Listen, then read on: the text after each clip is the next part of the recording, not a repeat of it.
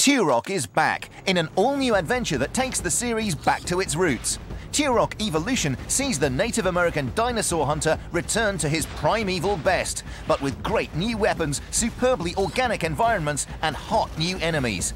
We caught up with the game's creative director, David Dienstbier, and got the inside story.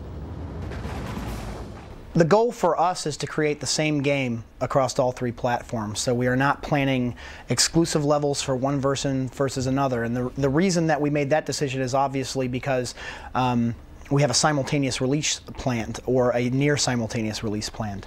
And when you delay one version against another by 3 to 6 months, that's when those sorts of differences become most important.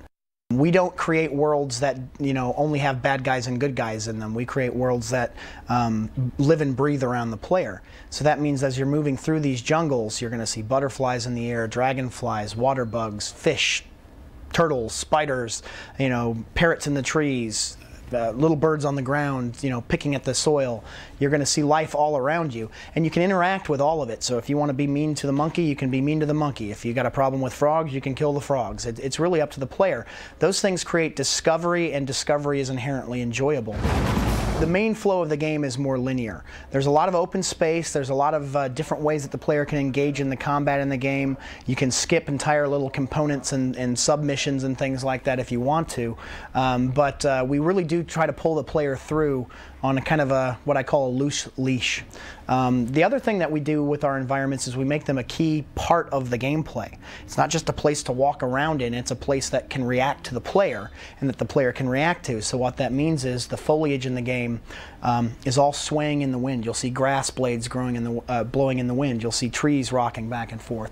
But if I move through the foliage, it reacts to me. It rocks back and forth. We try not to fall into a pattern of trying to imitate other games. We don't see that one particular title releases with a single feature that we don't have, and therefore get panicky that it's not in our game, because we have to turn right around and say, well, what does our game have that they don't have?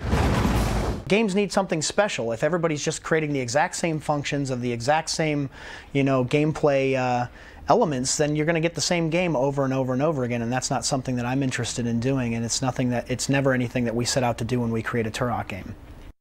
We've got a great batch of new weapons and a great batch of old favorites returning. Turok's trusty bow and tech bow are obviously back.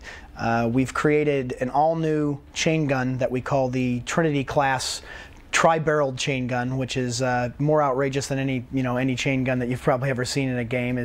6 barrels aren't enough. It's got to be 18. That's Turok. That's what Turok's about.